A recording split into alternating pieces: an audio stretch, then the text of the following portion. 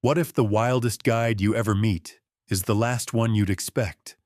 A bobcat with gold eyes and silent paws, showing you the way home when you're too lost or too broken to get there by yourself. This isn't just a survival story. It's a journey through grief, desperation, and the strange kind of mercy that sometimes comes to us in the wildest shapes. Stick with me, because by the end, you might start to believe that help can come from the places you'd least expect, and that sometimes the wildness inside you is what saves you in the end. If this story stirs something in you, please hit like and subscribe to HeartTails Daily so you never miss another story of hope, healing, and the wild, wonderful ways we find our way back. Let's step into the unknown together. I'd always believed the mountains could heal me. Maybe that's why I hiked into the San Juans alone, just 6 days after burying my wife. The morning I left, the world was brittle with ice, Colorado air so sharp it almost hurt to breathe. But I craved that sting. I needed to feel something, anything, other than the hollow ache that had been gnawing at my insides since Anna died. I didn't tell anyone my plans. No route, no destination, not even a note. Maybe I didn't want anyone to stop me, or maybe I wanted to see if anyone would even try. That stubborn streak, the same one Anna always said would get me in trouble, was the only thing I still recognized in myself. I packed light, almost carelessly. An old red backpack, a single canteen, granola bars, a crumpled map, and a first aid kit that still smelled faintly of antiseptic. I triple-checked the batteries in my headlamp and stuffed my phone into the top pocket, though I already planned to leave it off. The silence would do me good. Or so I told myself. By the time I reached the trailhead, the sun was barely up, painting the peaks in pale gold and shrouding the valleys in shadow. My breath clouded in front of me. I took it all in. The scent of pine sap, the dry rustle of last year's leaves underfoot, the distant caw of a raven somewhere out of sight. Every sound was magnified, as if the world itself was holding its breath. I paused at the wooden sign marking the entrance to the San Juan's wilderness, my fingers tracing the faded letters. Behind me, the parking lot was empty. Just my battered Subaru and a stray chipmunk scurrying under a bush. Ahead, the path disappeared into a tangle of evergreens and rock. I hesitated, the weight of the silence pressing in on me. For a moment, I almost turned back, but I couldn't. Not after all this. Not after the months in hospice, the quiet dying, the way Anna's hand had grown smaller in mine, like she was slipping out of the world one cell at a time. Not after the long nights when I stared at our wedding photo and tried to bargain with the universe for one more day. I had nothing left to lose. So I took my first step into the cold, blue shadows of the trees, the crunch of snow under my boots, the only proof I still existed. The trail wound up quickly, climbing through switchbacks dusted with frost. My muscles burned in protest, but I pushed harder, wanting the pain, needing it to chase away the numbness. The sun crept higher, brightening the snow on the distant peaks. But down here, the forest was dim and close. Every now and then, I caught a flash of movement. Maybe a squirrel, maybe just a trick of the light. And each time I felt a prickle at the back of my neck, a sense of being watched. That feeling only grew as the day went on. The wind whispered through the pines, carrying faint smells of moss and wet earth. I could hear the faint trickle of water far below, the occasional snap of a twig somewhere off trail. The further I walked, the more the civilized world fell away behind me. I let it. I wanted it gone. Around midday, I stopped on a granite outcrop and looked out over the valley below. The view was staggering. Steep ridges plunging into deep ravines, snow-mantled slopes rising in jagged walls, the sky so vast and blue it made my chest hurt.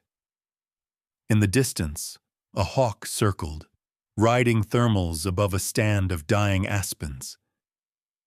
I ate a granola bar in silence, crumbs catching in my beard, and tried not to think about the last time I'd shared a lunch like this with Anna. The ache in my chest was almost physical. As the afternoon shadows grew long, the temperature dropped. I zipped up my jacket and pressed on, following a narrow game trail that twisted between boulders and thick stands of fir. The woods grew wilder here. Branches hung low, tangled with old man's beard moss. And somewhere nearby, something crashed through the undergrowth, just out of sight. My heart hammered. I told myself it was just a deer, but the hairs on my arms stood up anyway. Every so often I caught glimpses of tracks in the snow. Deer, rabbit, once the enormous print of a bear, half melted by the sun. I stopped to study them, fingers hovering just above the icy impression. I tried to remember the field guides I'd read as a kid, the way Anna used to laugh at my obsession with animal signs. For a moment, I almost smiled. Almost. By dusk, I found a small clearing beside a creek, its banks glazed with ice, the water black and swift. I knelt, splashed my face with water so cold it burned, and listened to the distant howl of wind through the pines. Something about the silence felt heavy, like a warning.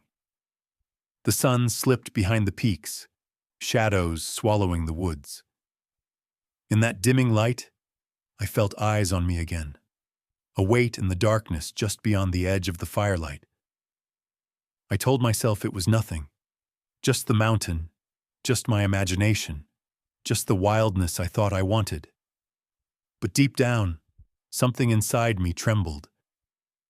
Maybe it was fear, or maybe, for the first time in months, it was the smallest flicker of hope, a sense that the mountains were watching, and maybe, just maybe, they weren't done with me yet.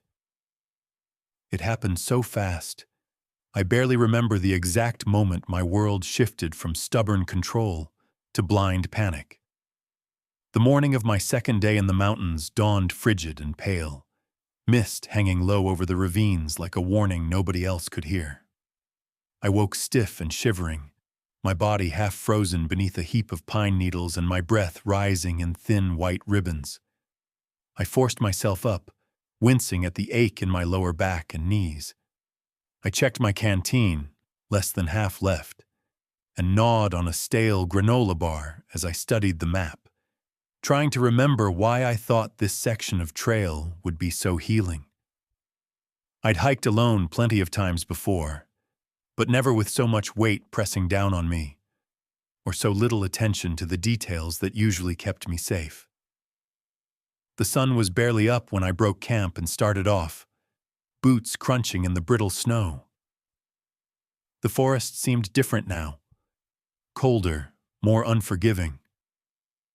My breath fogged before my face. Every so often, I caught the flash of a jay winging through the trees, or the quick flicker of a chipmunk disappearing under a log. I tried to let those small, wild things distract me from the memories clawing at the back of my mind. I pressed on, stubborn as ever, even when the trail narrowed to a thread along the edge of a steep drop. It wasn't marked on my map, but I figured if I kept the rising sun on my right, I'd make it to the upper ridge by afternoon.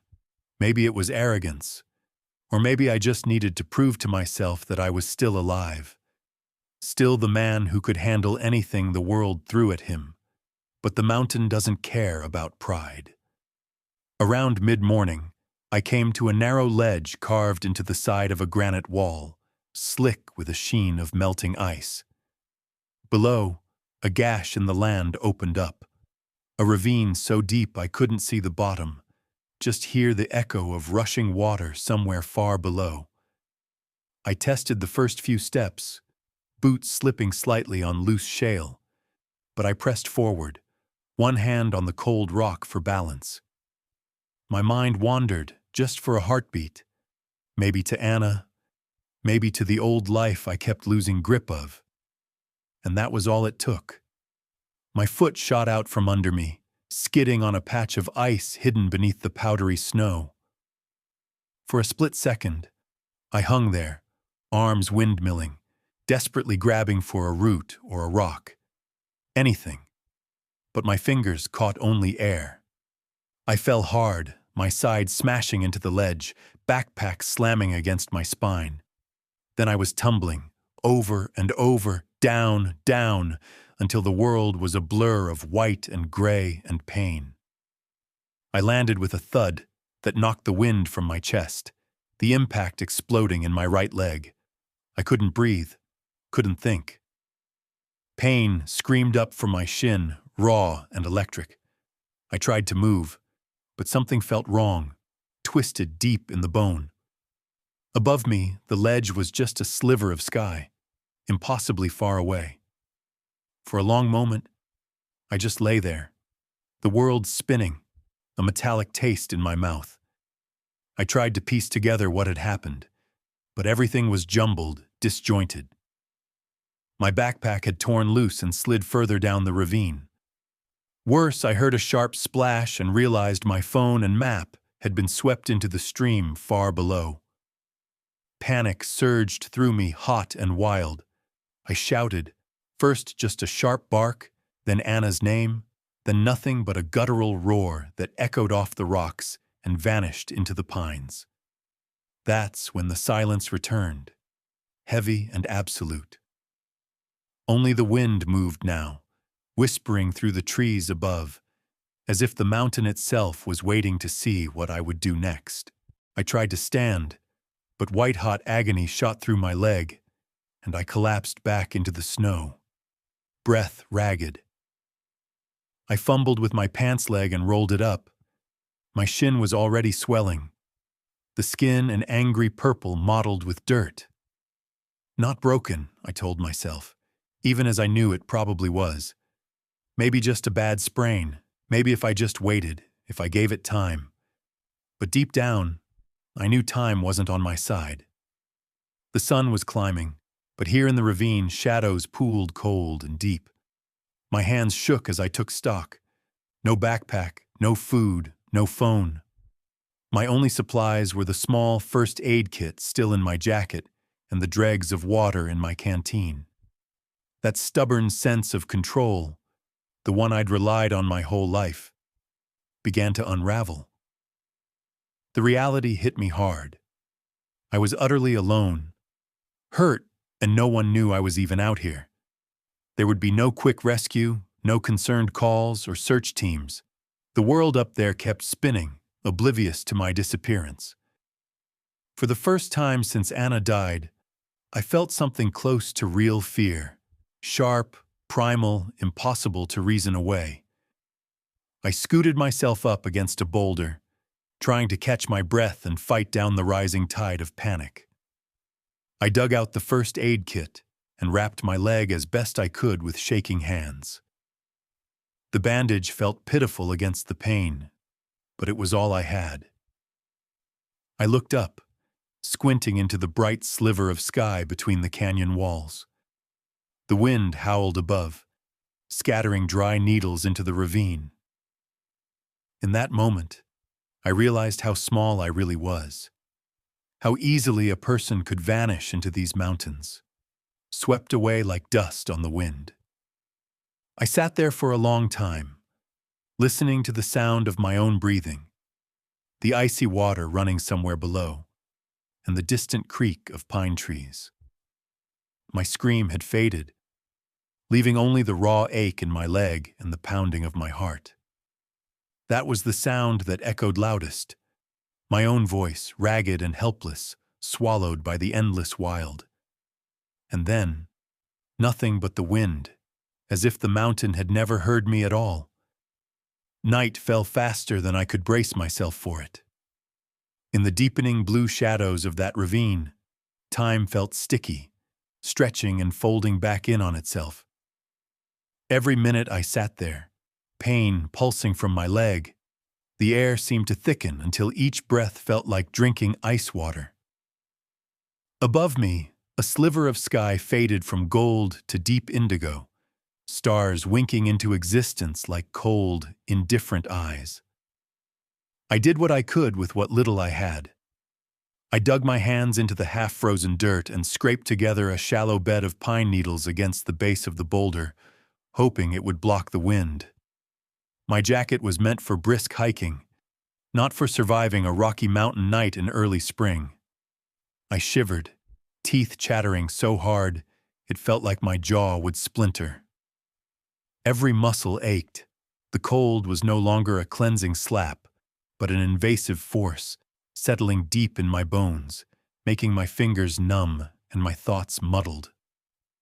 The sounds of the forest changed after sunset. In the daytime I'd heard birds, the rush of the creek, the occasional branch breaking under something wild. Now the night was a symphony of uncertainty, soft scurrying in the leaf litter, the wind's long moan, something bigger moving in the brush. Each noise set my nerves jangling. My mind conjured images of black bears, mountain lions, even wolves, all prowling the margins of the dark, drawn by the scent of my fear and weakness. But the real enemy was not out there. It was the silence between those sounds, the place where regret lives. I found myself talking to Anna, whispering into the emptiness, "Forgive me, Anna. I don't know if I want to be found." My voice sounded small, even to my own ears, the words whisked away by the wind. For the first time since her death, I admitted the truth. Part of me didn't care if I made it out. The pain in my leg was nothing compared to the ache I carried everywhere. Out here, at the mercy of the elements, it was easier to believe that my suffering meant something, that maybe by enduring it, I could pay off some unspoken debt to her memory. I drifted in and out of shallow sleep, each time waking with a jolt, sometimes to the sound of my own name echoing in my dreams, sometimes to a real or imagined rustle in the darkness. My hands grew so cold, I lost all feeling in them. The bottle of water tucked inside my jacket to keep from freezing became my only lifeline, and I rationed it with the caution of a condemned man. At some point in the night, hunger gnawed its way in. My stomach cramped, reminding me how little I'd eaten since morning. I reached instinctively for my backpack before remembering, gone, tumbled down the ravine, probably miles from where I'd landed. All I had left was what I could scrounge from the ground, and even that was scarce. I chewed a piece of pine needle, the taste sharp and bitter, more for the comfort of doing something than for any real nourishment. Above me, the stars wheeled in silence. I tried to name them, like Anna and I used to do on camping trips. Orion, Cassiopeia, the endless river of the Milky Way. The constellations blurred and shifted as exhaustion closed in. I wondered if she could see me from wherever she was. I wondered if she would be angry that I'd risked everything just to feel close to her again. I told myself I'd wait until morning. Then I'd try to move, even if it meant crawling, even if it meant dragging my useless leg over rocks and roots. But as the night stretched on, hope felt as slippery as the ice that had brought me down here. My mind wandered to old stories, people lost in the wild, found weeks later, bones picked clean by animals or buried beneath the snow. Was that what I was now? Another nameless shape swallowed up by the mountains. I remembered the last conversation Anna and I ever had, her voice already thinned by pain, but still so gentle. "Promise me you won't give up, even when it hurts, especially when it hurts." I'd lied to her that night, told her I would be strong. But sitting alone in the dark, heart pounding with fear and grief, I couldn't believe it anymore. Somewhere before dawn, the cold became absolute. I curled in on myself, wrapping my arms around my chest and pressing my face into my knees. My thoughts grew foggy, drifting between memory and dream. I saw Anna's face, smiling at me from the edge of the boulder, her eyes soft and kind. I tried to reach out, but she slipped away, swallowed by darkness. When I opened my eyes again, the world was colorless, frozen in the first faint light of morning. My leg throbbed like a second heartbeat. My breath came in ragged shudders, and for the first time since I'd stepped into the San Juans, I felt the terrible, honest weight of insignificance. Out here, surrounded by stone and silence and the indifferent wild, I was nothing, just a man trying not to disappear, even as part of him wished he would. I didn't know then if I'd survive another day. All I knew was that I was lost, truly lost, in every sense of the word. By the third night, pain and hunger had reduced me to something less than myself, just a man, broken and shivering, clinging to whatever slivers of warmth and memory he could find. The cold had sunk so deep I could barely tell if my leg still belonged to me. I lost track of time, measuring hours only by the way darkness thickened and the ache in my body grew sharper. I slipped in and out of dreams so fevered and raw that I sometimes couldn't tell what was real and what was just the brain's desperate attempt to give me company. That night, I curled tighter against the boulder, my arms wrapped around my chest, chin tucked into my collar. The sky above was as clear as a pane of glass, the stars so bright it almost hurt to look at them. Every sound out there seemed both impossibly far away and right up close. The distant yip of a coyote, the soft ticking of ice crystals settling, the throb of blood in my ears. At some point, I must have dozed, the edges of reality softening and slipping. In the dream, the forest around me wasn't frightening but electric, alive with moonlight and silver shadows. There was a strange hush in the air, as if everything, wind, trees, even the mountains, was waiting. In that silence, she appeared. She was nothing like the stories of mountain predators I'd grown up fearing. No snarl, no menace, just a silent certainty. A bobcat, golden-eyed and impossibly elegant, materialized at the edge of the clearing. Her coat shimmered under the moon, blending seamlessly with the shifting light and shadow. She stood poised on a fallen log, her gaze fixed on me, calm and unblinking. For a moment I was frozen, unsure if I should be afraid or grateful for the company. I expected her to run, but she just watched me, head slightly tilted as if studying some puzzle only she could solve. I tried to speak, but no words came out. Just a soft breath that vanished into the cold. Then, without a sound, she turned and stepped into the shadows, glancing back once as if inviting me to follow. Her body moved with such purpose, each paw landing without a sound. In that moment, something inside me shifted. I felt the urge to move, to rise, to follow her into the trees, as if she carried with her a sliver of hope I'd nearly forgotten. I blinked, and suddenly I was back in my broken body, lying against the rock. My breath caught in my throat.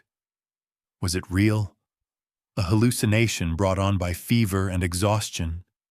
I couldn't know for sure, but her image lingered.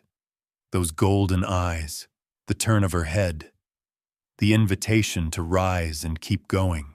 That vision clung to me as I drifted back and forth between sleep and waking.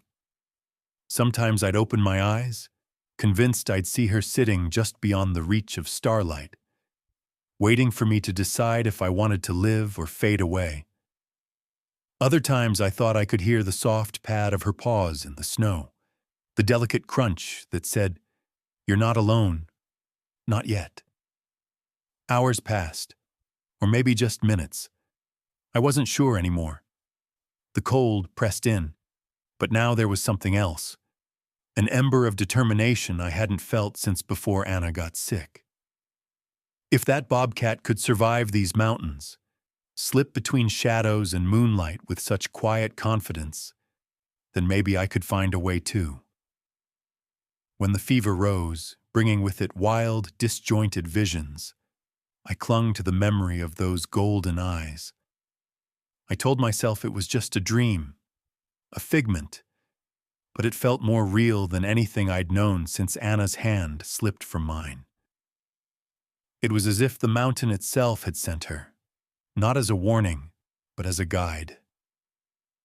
"Don't leave yet," I whispered into the dark, not sure who I was talking to. Anna, the bobcat, or the part of myself that still wanted to be found. In one lucid moment, I sat up, pushing myself against the pain in my leg. The world spun, colors bleeding at the edges, but I forced myself to look for tracks, anything to prove she'd been real.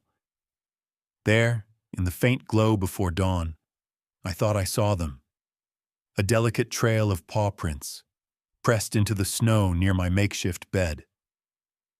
I reached out, my fingers shaking, tracing the outline as if it might give me strength. For the first time since my fall, I felt something close to purpose. It wasn't just about survival anymore. It was about following, about listening to something older and wilder than reason. I remembered Anna's words, her voice clear and strong in my memory. "Sometimes help comes from places you least expect. Trust it." The bobcat had not saved me, not yet, but she'd left me with a challenge. Move, even if it hurt. Believe, even when hope seemed foolish. That challenge burned in my mind as I struggled to my feet, teeth gritted against the pain. I looked to the edge of the clearing, where shadows stretched long and blue, and whispered, "Lead the way." I don't know if it was the dream, the fever, or something else entirely, but as the first light crept over the mountains, I felt less alone. My body was battered, my chances slim, but for the first time since Anna's death, I felt like the world hadn't entirely turned its back on me. There was a guide out there in the wild, real or imagined, and she was waiting to see if I was brave enough to follow. Far above the ravine where I lay, the day began like any other for the men and women of the Ouray County Search and Rescue. It was early, so early the sky was still an uncertain gray, and frost clung to the windshields of the battered pickup trucks clustered at the trailhead. Steam curled from enamel mugs as the team gathered around a map spread across the hood of a car, their breath rising in clouds, their voices low and serious. In the flickering light of headlamps, faces appeared worn but determined. Officer Maria Delgado, the team lead, pointed to the winding switchbacks on the map, her finger tracing ridgelines and possible water sources. "He's a strong hiker. If he's out there, he'll be moving toward shelter or water. But it's been 3 days, if he's still moving at all." There was an edge in her voice, the kind that comes from years of watching hope flicker and fade on the faces of worried families. Beside her, a volunteer named Tom rolled his shoulders, eyes scanning the tree line as if the missing man, me, might simply step out of the shadows. "You think he stayed high or went down into the valleys?" Maria shook her head. "Hard to say. But look." She tapped at the trail's junction, her nail clicking on the laminated paper.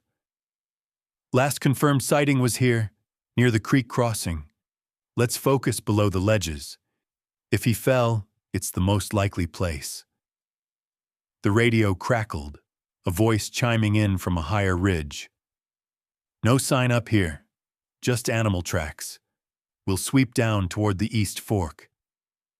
"Copy," Maria replied, her eyes narrowing as she surveyed the forest's tangled edges. For the next few hours, the team moved methodically, calling my name into the stillness, listening for any reply beyond the wind. The sun rose higher, glinting off ice-crusted branches. Boots crunched through patches of old snow. Now and then, they paused to study the prints left in mud or snow. Most belonged to deer, rabbits, or the occasional coyote. But every now and then, a larger, rounder track appeared, too clean and perfect for anything but a big cat. Bobcat, they guessed, or maybe a small cougar. No one lingered on that thought for long. Back in the ravine, I woke from uneasy sleep, my head heavy with exhaustion and dreams. The vision of the bobcat still shimmered in my mind, but daylight was unforgiving, burning away the magic of the night. Hunger gnawed at me, sharp and insistent. My throat ached for water. Every time I tried to move, pain flared up my leg and left me panting, dizzy. But something was different. I couldn't explain it, not even to myself. The bobcat's presence, whether a fever dream or a gift from the mountain, had stirred something deep inside me.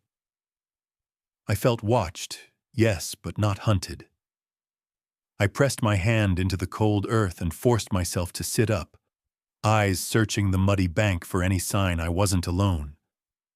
That's when I saw them. Tracks.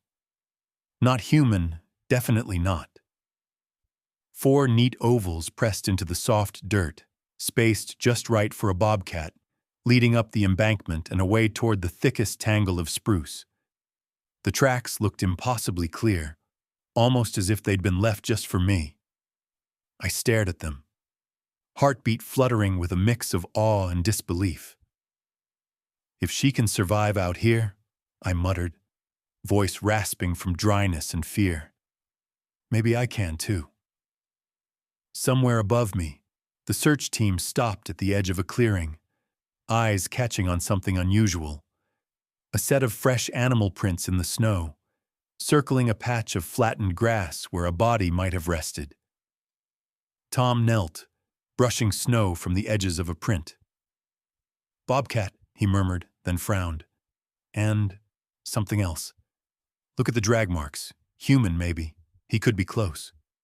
Maria called in their findings, voice crackling over the radio. "We have prints, human and feline, heading up toward the West Ridge.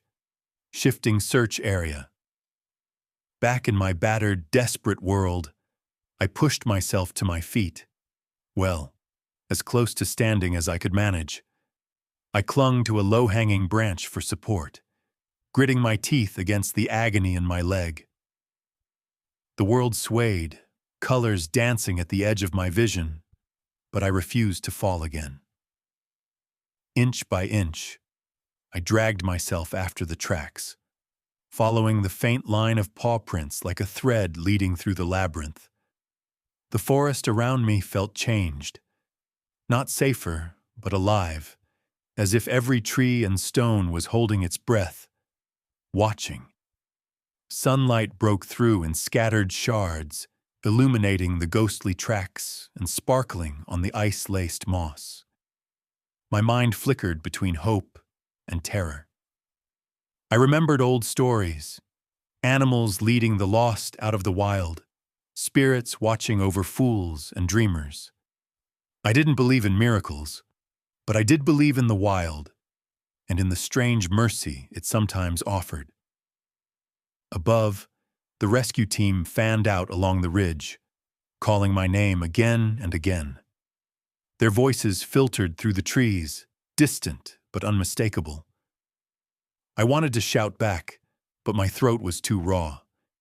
Instead, I limped onward, every nerve on fire, convinced that if I stopped, if I let myself collapse, I'd never get up again. The tracks led higher, through a stand of ancient firs, to a place where the world seemed to narrow to a single point of light and shadow. Here, the bobcat's prints paused, circling a fallen log before vanishing into the brush. I stood swaying, dizzy with exhaustion, peering into the gloom. I half expected to see her, golden-eyed and silent, waiting for me. But the woods were empty, save for the hush of wind and the distant echo of my own ragged breathing. Behind me, a crow called, harsh and urgent. I closed my eyes, feeling the cold settle in my bones once more. "Don't let me go yet," I whispered to Anna, to the bobcat, to anyone or anything that might be listening. And then, for the first time since my fall, I felt the faintest flicker of hope. I was not alone, not entirely. And as long as the tracks continued, so would I. I never thought desperation could feel like hope. That morning, as I stared at the bobcat's tracks weaving through snow and mud, it was as if the animal, whether flesh and blood or figment, had tossed me a lifeline. I dragged myself upright, my injured leg screaming protest, but I clenched my jaw and refused to listen. I was convinced, with the absolute certainty of the half-mad, that the bobcat was leading me. Maybe not home, but somewhere. Somewhere I might survive. The world had shrunk to a corridor of cold air, faint paw prints, and my own uneven footprints dragging behind. Each step was a negotiation between willpower and agony. Sometimes, when the pain spiked white-hot, I'd see Anna's face in the clouds above the treetops, smiling at me like she knew a secret I was too stubborn to guess. Other times, the forest seemed to close in, branches clawing at my jacket, roots reaching up to trip me. The whole wild world, both beautiful and unforgiving. The sun climbed higher, sending icy light dancing through the trees. Shadows stretched and shifted. I pressed on, sometimes crawling, sometimes leaning heavily on a broken limb I'd scavenged for a crutch. The bobcat's tracks appeared and disappeared, as if she moved through a secret world, layered just beside my own. Sometimes I saw the shape of her, flickering between trees, a flash of gold, a tail swishing, pointed ears vanishing behind a stump. Each time my heart hammered, hope flaring and dying all at once. The line between hallucination and reality blurred. I'd stop, gasping for breath, and scan the undergrowth. Was that her, sitting perfectly still atop a fallen log, tail curled around her paws, watching me with those luminous eyes? Or just a trick of the light, the fever in my blood conjuring comfort from thin air? I never knew, but I kept moving. I had to. Midday arrived, the sun burning away patches of frost. My thirst grew sharper, tongue thick and useless in my mouth. The dregs of water I'd been hoarding were almost gone. My stomach twisted with hunger, but food was just a memory now, as distant as laughter or music. I pressed onward anyway, clutching at scraps of determination, fueled by equal parts stubbornness and wild animal fear. Somewhere in the hollow between two boulders, I collapsed. The world spun. I pressed my face to the cold ground, hoping the earth would anchor me. I heard movement, a faint, careful tread. I looked up, and there she was. The bobcat, perched on a granite outcrop, sunlight catching the tawny bands of her fur. She was impossibly calm, her gaze steady. I tried to speak, but only a croak came out. She turned, tail flicking, and moved deeper into the trees. "Wait!" My voice barely carried, but I scrambled after her. Branches tore at my arms. I slipped, slid, clawed my way uphill. The pain in my leg was excruciating, but I clung to the single thread of those tracks, half crawling, half dreaming, feeling more animal than man. My mind became my worst enemy and my last companion. I started talking aloud, sometimes to Anna, sometimes to the bobcat, sometimes just to keep the terror at bay. "You're not real," I muttered. "But I need you. Don't go yet." Sometimes I'd break into laughter, harsh, desperate, bouncing off the rocks and startling birds into flight. Other times, tears slipped down my face, leaving icy tracks on my cheeks. I thought of Anna, her stubbornness, her soft hands on my jaw, the way she could make me believe in impossible things. If she could see me now, crawling through the mud after a ghostly animal, would she laugh, or cry, or simply urge me onward? I like to think she'd be proud. I needed to believe it. As the sun slid westward, the forest changed. The air smelled of pine sap and melting snow. I saw signs of life: deerscat, broken twigs, a feather snagged on a bush. Once, I startled a hare that shot out from beneath a fallen log, vanishing so quickly it might have been another hallucination. But the bobcat's tracks remained, always just ahead, always beckoning. There were moments, sharp, crystalline, when I felt close to giving up. My body threatened mutiny, my vision blurred, every breath was an effort.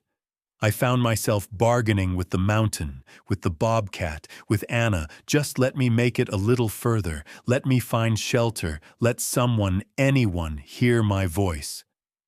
At the crest of a small rise, I saw a glimmer of water, just a trickle between stones. But enough. I dropped to my knees, cupped icy handfuls, drank greedily, the shock of cold anchoring me in my body for a moment. Above, in a patch of sunlight, the bobcat sat, real or imagined, I couldn't say. Her gaze steady, her ears swiveling at the faintest sound. She waited until I had drunk my fill, then slipped into the underbrush. That moment, brief, electric, filled me with stubborn purpose. If she could live in this world, then maybe so could I, broken as I was. I hauled myself onward, blood pounding, mind flickering between hope and delirium. Day faded to gold, then blue. The forest thickened. Sometimes when I looked back, I thought I saw shapes moving between the trees. Not just animals, but shadows of the searchers above, calling my name in the dusk. Their voices were distant, muffled by pain and time. But I clung to the hope that I wasn't as lost as I felt.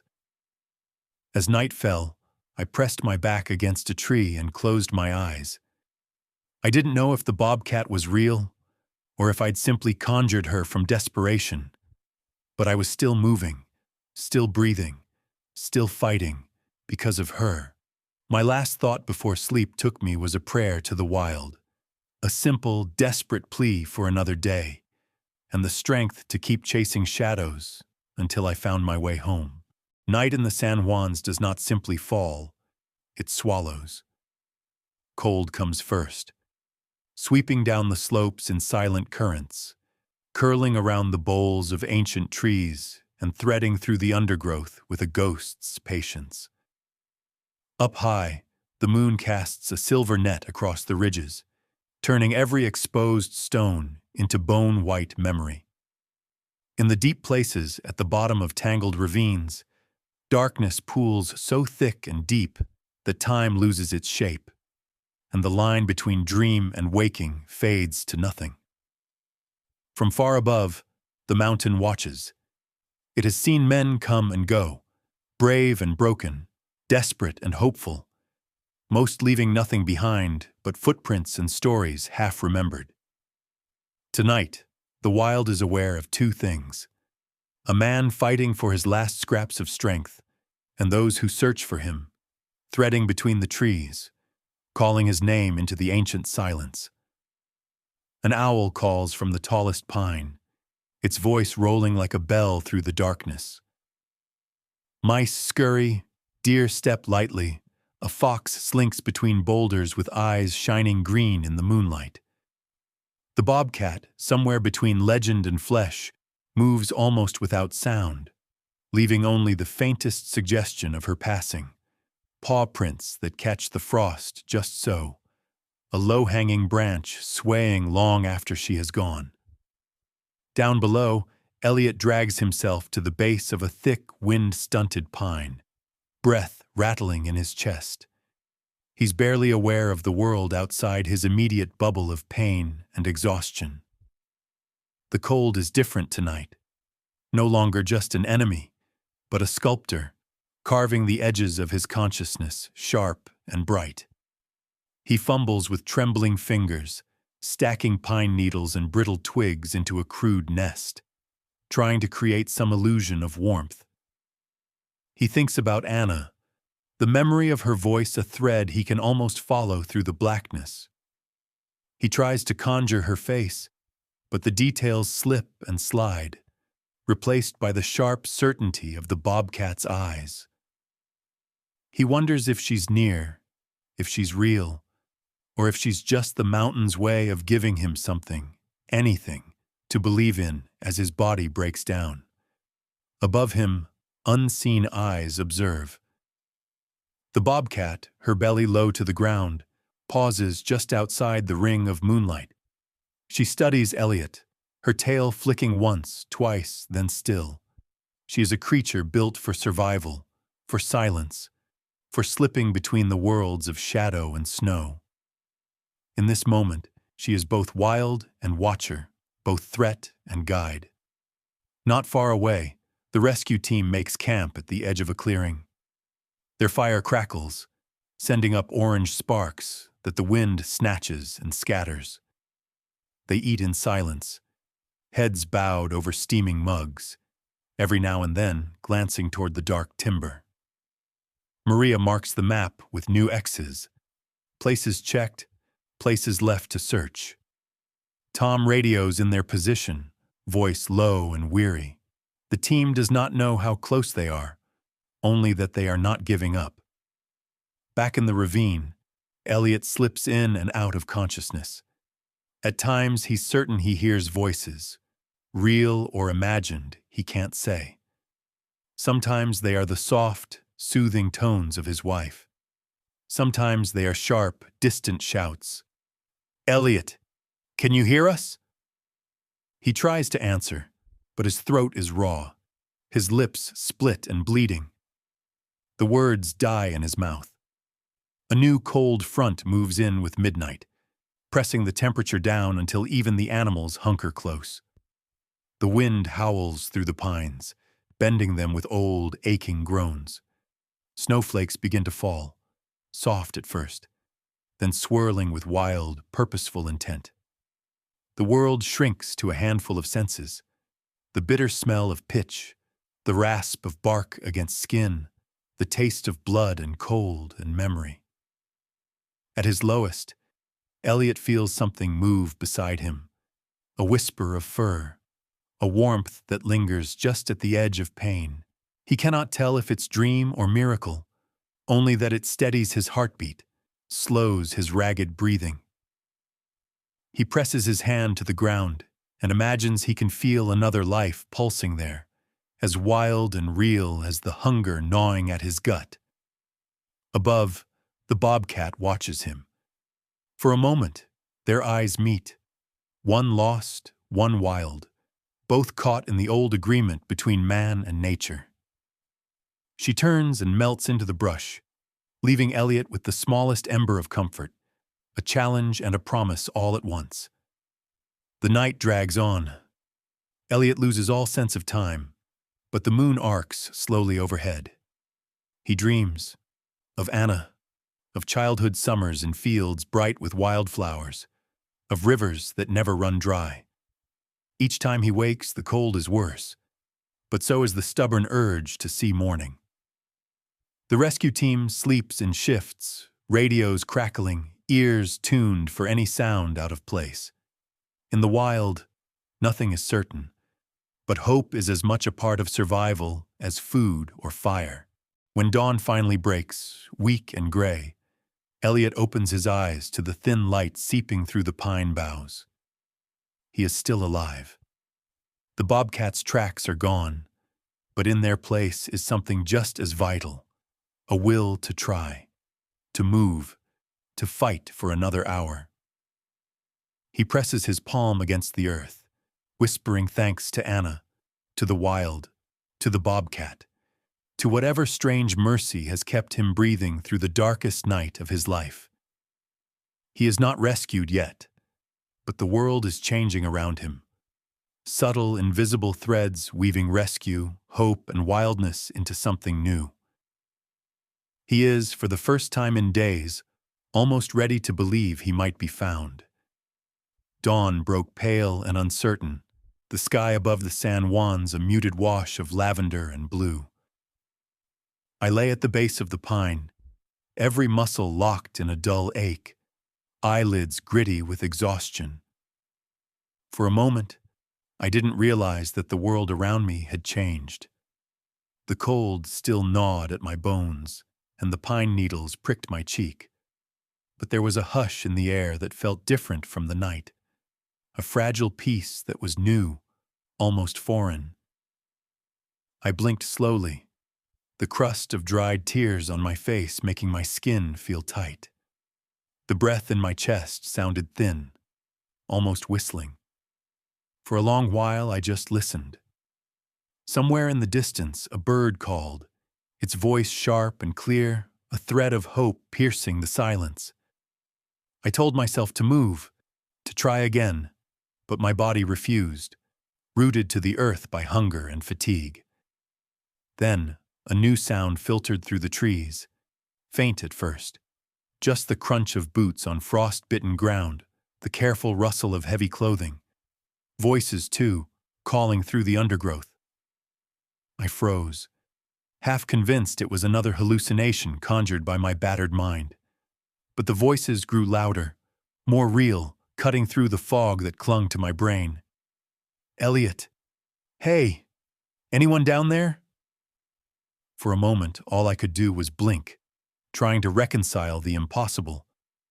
I tried to shout, but my throat was a desert, dry, cracked, useless. I pressed my hand to the ground and tried again, croaking out a broken sound that was barely a whisper. Somewhere above, a branch snapped, boots scrambled down the slope. I heard a woman's voice, steady, calm, urgent. "Hold on, we see you, don't move!" Shapes appeared in the trees, orange jackets, glinting headlamps, the bright flash of a rescue pack. For a second, I wondered if I was still dreaming. Then Maria's face came into focus, her breath fogging in the chill, her eyes locked on mine with fierce relief. "Elliot, you with me?" I nodded, tears prickling at my eyes, not just from exhaustion, but from the strange joy and sorrow mingled together, sharp as the morning air. My voice came out raw, almost unrecognizable. "Yeah, I'm here. Yeah, I'm here." The rescue team moved quickly, a flurry of practiced hands and clipped commands. Tom checked my pulse, his gloved fingers warm against my wrist. Someone wrapped a blanket around my shoulders, the sudden weight both comforting and overwhelming. Questions came at me from every angle. "How long have you been down here? Can you feel your toes? Any head injuries?" I answered as best I could, words slurring with exhaustion, mind fogged with the shock of being found. As they lifted me onto the rescue sled, my eyes caught a pattern in the snow just beyond the pine, a trail of paw prints, pressed side by side with the drag marks of my own passage. The prints curved away from the clearing, vanishing into the thick shadows. I blinked, hardly daring to trust my senses. Tom noticed my gaze and followed it, frowning. "Looks like you had company," he said, glancing at the tracks. "Bobcat, maybe. Must have been tracking you." I shook my head, a strange smile twisting my lips. No, she was leading me. He didn't question it. Maybe out here, things like that didn't need explaining. The world was wide enough for a little mystery. As they hoisted me through the trees, the sun crested the ridge, flooding the world with gold. I felt delirious, almost weightless, the pain in my leg distant now, numbed by the hope surging through my veins. The team moved carefully, voices calm but urgent, their presence solid and real, a living, breathing counterpoint to the solitude that had ruled my world for 6 days. They stopped at a clearing to radio in the rescue. Maria knelt beside me, her hand steady on my shoulder. We saw the tracks, too. Yours and hers, all the way from the creek. It's a miracle you made it this far. I looked up at the sky, so blue and endless, so different from the heavy dark I'd come to know. I didn't do it alone, I said. I don't think I could have. She squeezed my shoulder. Sometimes we all need a little help from the wild. The ride down was a blur of color and sensation. Branches overhead, the sun stinging my face, the voices of my rescuers rising and falling as they navigated the rough ground. I closed my eyes, drifting in and out of sleep, the world slipping past in flashes of light and sound. I dreamed, briefly, of the Bobcat, golden-eyed and silent, poised on a rock above me. She didn't snarl or run. She just watched, as if making sure I was safe before vanishing into the wild. I wanted to thank her, to say goodbye. But when I woke, she was gone, leaving only her tracks and the echo of her presence. At the trailhead, paramedics waited with blankets and warm drinks. I was lifted into an ambulance, my story already being recounted in hushed voices and wide-eyed stares. They said they'd never seen anything like it. 6 days alone, tracked all the way by a wild animal, and found alive. Some called it luck, others called it a miracle. I wasn't sure what to call it, except for one word: grace.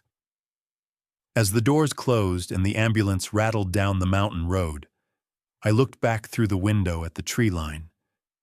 For a heartbeat, I thought I saw her again, a shadow slipping between the trunks, head turned my way. Maybe it was just the play of light, or maybe, just maybe, it was real. I let the tears come then, not just from relief, but for everything I'd lost and everything I'd somehow been given back. The wild had led me home, and I would never see the world the same way again. I spent a week in the hospital after they pulled me from the mountain. Bones set, wounds cleaned, IV lines pumping warmth and life back into my veins. Nurses came and went, gentle hands and soothing words, their eyes full of the kind of sympathy you can't fake. Maria and Tom visited once, dropping off a bundle of get-well cards from the rescue team and a battered ball cap with the county logo on the front. Everyone kept calling me the Miracle Man, but I felt more like a ghost, hollowed out, wandering the liminal space between the world I'd almost left and the one I'd barely come back to. Each morning, I stared out the window at the mountains, the peaks rising blue and cold on the horizon.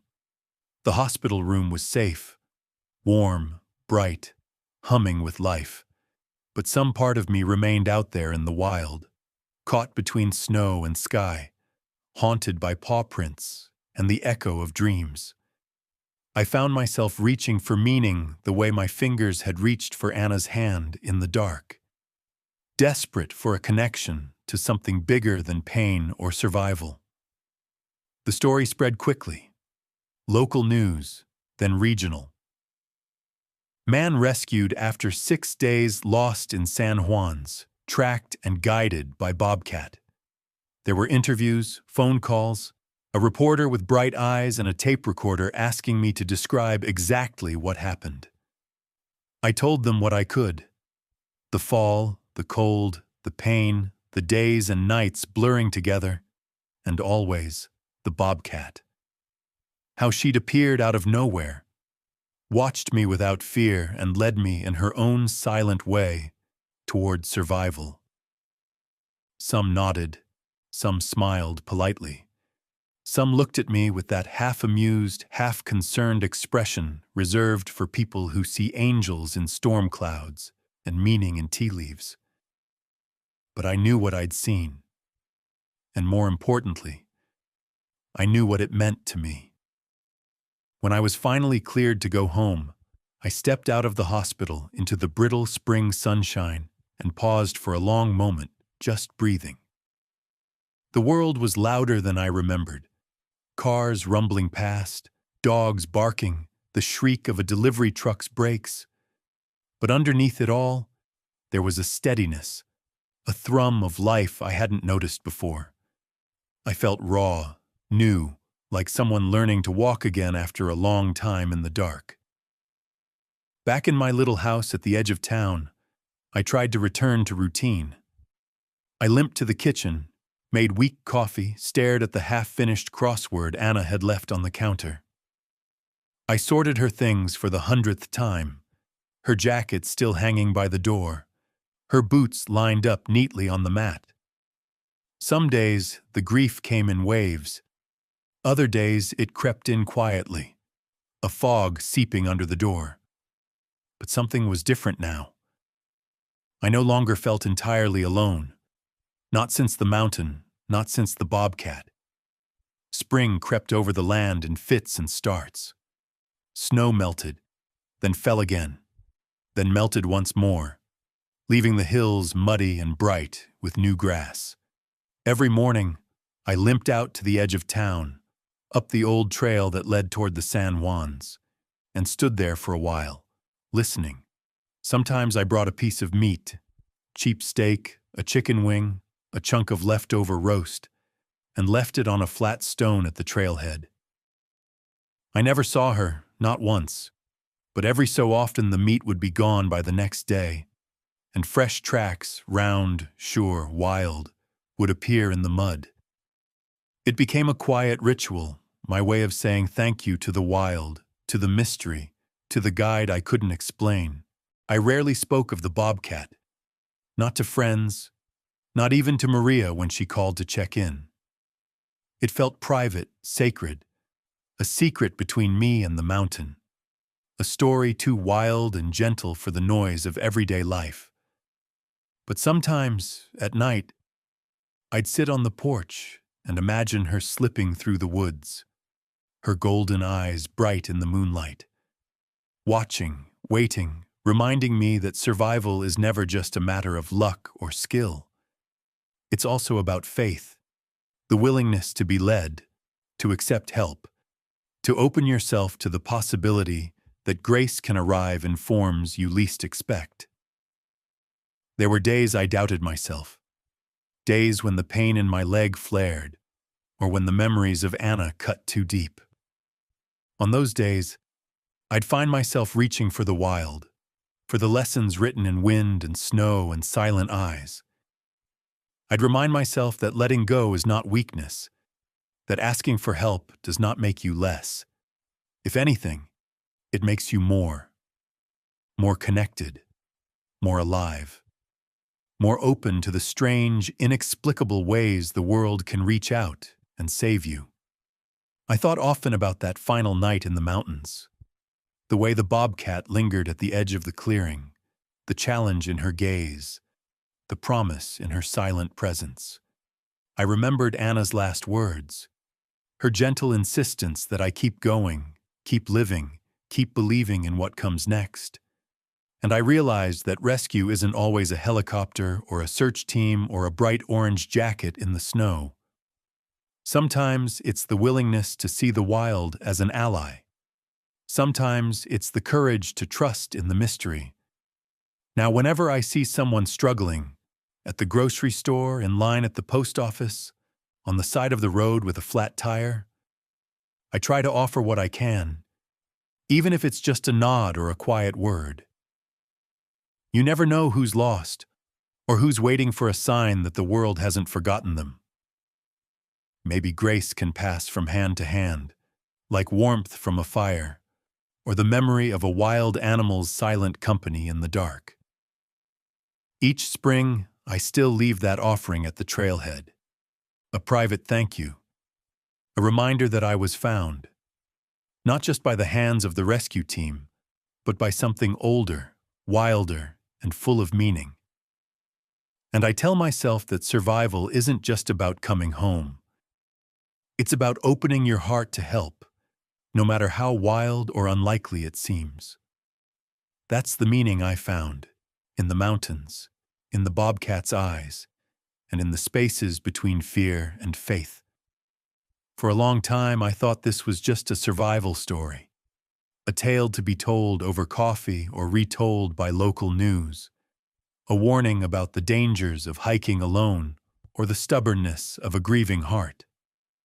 But as the months have passed, I've come to understand that it's about something deeper.